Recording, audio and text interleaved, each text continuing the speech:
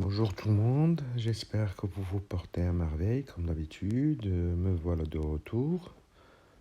Bon, si vous avez déjà vu les deux précédentes vidéos, c'est important un petit peu parce que il y a un petit lien que j'aimerais bien faire avec celle-là. Vous ne pouvez pas me dire que vous ne pouvez rien écrire sur l'art. À partir de cette vidéo, vous allez remarquer que vous serez quand même capable de rédiger un petit texte si on vous pose la question, s'il y a une question d'examen sur l'histoire et les idées concernant l'art. Parce que c'est très facile. Pourquoi je vous dis les autres vidéos? Parce qu'il y a une petite relation. On peut corréler cette vidéo aux deux autres que j'ai faites. C'était deux vidéos concernant la politique des trois dynasties, les Carolingiens, Mérovingiens et les Capétiens. Je vous ai dit qu'il y a un maître mot durant ce Moyen Âge, qui est une période, le mot c'est tout simplement l'obscurité, parce qu'il n'y avait rien de flattant, il n'y avait rien de grandiose, il y avait rien de remarquable. C'est une période vraiment morte en général. Bien sûr, il y a eu quelques inventions, quelques créations, mais ça reste vraiment pauvre. Tout ce qui caractérise cette période, c'est juste la guerre et la conquête des territoires. Donc, une conquête des territoires et des guerres dans laquelle étaient impliqués et les rois, mais bizarrement l'Église aussi, avec les croisades, qui a motivé des guerres euh, par un argument religieux quand même, en disant aux chevaliers de partir conquérir des terres où il y a le christianisme, où il y a le catholicisme, parce que ce sont des terres saintes et elles doivent nous appartenir. Et en l'occurrence, les terres saintes comme Jérusalem d'ailleurs qui pose problème jusqu'à maintenant. Donc vous voyez que ce n'est pas le roi seul qui était motivé par les guerres pour agrandir les territoires, mais bien sûr aussi, il a impliqué avec lui l'Église, puisqu'elle a avancé l'Église à un argument comme quoi il faut conquérir aussi les territoires des terres saintes. Donc, si vous remarquez par vous-même que si cette période de Moyen Âge était remplie que de guerres et de conquêtes, vous savez très bien, vous avez une idée maintenant sur comment ça va être l'art. L'art, on va s'inspirer de notre entourage, de notre vie, de notre cadre social, des événements qui nous entourent. Vous remarquez maintenant que tous les réseaux sociaux sont bombardés par tout ce qui touche la Coupe du Monde de football. Euh, donc, si pendant cette période-là, il n'y avait que des conquêtes dans lesquelles étaient impliquées des églises qui est supposée la parole de Dieu, et il n'y avait que des rois qui avaient le plein pouvoir, donc à votre avis, je vous laisse répondre à la question tout seul, de quoi sera fait l'art? Voilà une petite introduction pour vous faciliter la tâche concernant l'art au Moyen Âge. Donc on va commencer directement par la littérature. Bon, la littérature, euh, il y avait, comme je vous ai dit, les thèmes sont très faciles à retenir. Déjà, il y avait une première, je ne sais pas si vous allez pouvoir l'identifier ici, mais ça, c'est un chevalier qui est quand même glorifié et félicité par son entourage. Donc, il y avait une chanson du geste. La chanson du geste, c'était une chanson écrite, bien sûr, mais souvent chantée. Et cette chanson de geste, elle tournait autour de quoi? Puisqu'on a dit qu'il n'y a que des guerres durant le Moyen Âge, et bien tout simplement, elle parlait des chevaliers et de leur courage, de leur bravoure, de leur sacrifice pour la nation. Donc c'était vraiment quelque chose de très standard et de très statique, cette chanson du geste, puisqu'elle est là pour louer le mérite de ces chevaliers qui se battent pour soi-disant nos pays et nos terres. Donc c'est vite fait passer. Donc la chanson du geste, il y avait aussi l'amour courtois. Donc c'est quelque chose qui était un petit peu du genre de poésie ou bien qui touche un petit peu beaucoup plus les émotions, les sentiments, puisque ça se voit à travers le titre, l'amour courtois. Courtois. Mais qui bizarrement encore revient les chevaliers dans le centre de cette littérature-là, et en l'occurrence la poésie, qui parlait encore de ces chevaliers-là, mais qui les traitait comme quoi ils devaient quand même vouer quand même un certain amour concret pour les femmes pour pouvoir les conquérir. Un chevalier doit mériter le cœur, même s'il fait des guerres et qu'il protège ses territoires et ses terres. Donc il doit être vraiment sincère, il doit être vraiment disposé à sacrifier sa vie pour une femme afin de pouvoir hériter de son amour. Et ici, c'est un tableau qui illustre très bien cette idée-là. On voit un chevalier qui est à genoux devant une femme pour pouvoir la conquérir avec un amour sincère et profond. Donc voilà en gros l'amour courtois. Donc vous remarquez que je suis désolé, quand même c'est facile. La chanson du geste, elle tourne autour des prouesses et des exploits des chevaliers, mais l'amour courtois, c'est toujours les chevaliers par rapport à l'amour qu'ils doivent avoir pour une femme, mais un amour avec un grand A, le plus sincère et le plus profond possible. Il y avait aussi quelque chose de comique qui s'appelait le fabliau. Le fabliau, ce sont des récits très courts qui étaient souvent satiriques et comiques, bien sûr imaginaires, hein. Satirique, ça veut dire qui vraiment avec un humour très blessant, très touchant, mais ça reste aussi de l'humour. Ça, c'est ce qui touche un petit peu le fabliau. C'est histoire d'amuser un petit peu les gens, de les faire rire, parce que on va pas rester juste dans les guerres, mais on essaie un petit peu de les faire rire. Il y avait aussi la farce, que je vous ai pas noté ici, parce qu'elle est un petit peu comme le fabliau. C'était aussi des poésies qui sont chantées, mais surtout pas chantées, mais c'était un théâtre qui pouvait être aussi joué et qui relatait un petit peu de l'humour et c'était aussi imaginaire.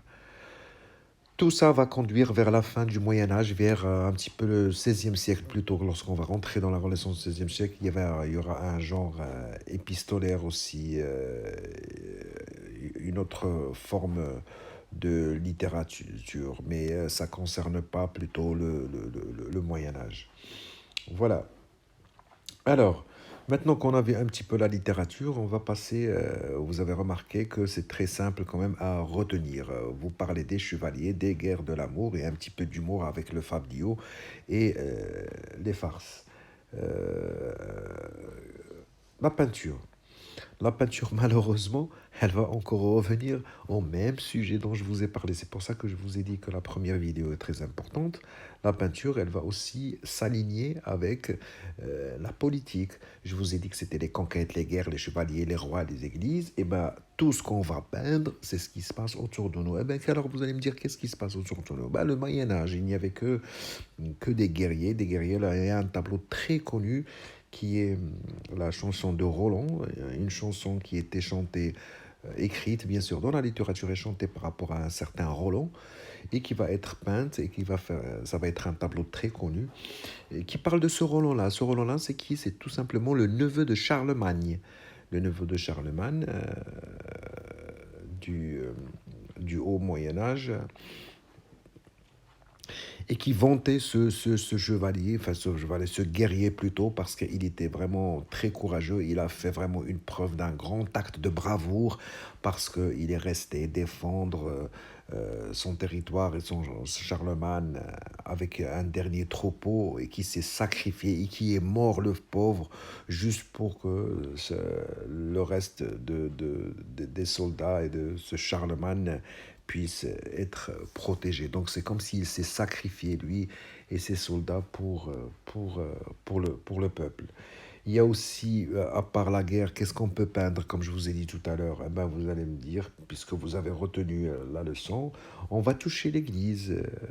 On va toucher l'église avec des tableaux, genre, par exemple, la crucifixion du Christ, qui touche un petit peu le soi-disant plutôt décès de Jésus.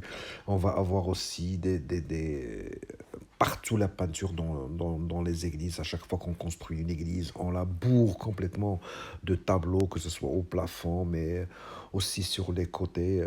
Les peintres vont être sollicités pour faire des tableaux de ce genre-là. Parce qu'aussi, il faut retenir que les gens ne savaient pas lire ni écrire, et puisque le seul moyen d'apprendre quelque chose, ça a touché un petit peu la religion, et donc on va la faire où? On va la faire à l'église. Et comme les gens ne connaissaient, ne savaient ni lire ni écrire, eh ben, ils regardaient les tableaux lorsqu'ils rentraient dans les églises. Et voilà. Donc la peinture, elle était un petit peu très archaïque. C'était une peinture faite avec des herbes naturelles qu'on faisait travailler, bouillir pour pouvoir sortir un petit peu de couleur. Et on utilisait même les œufs avec le blanc d'œuf et les jaune d'œuf pour pouvoir faire en sorte à ce que la peinture colle sur les murs ou bien colle sur les tableaux qu'on peint.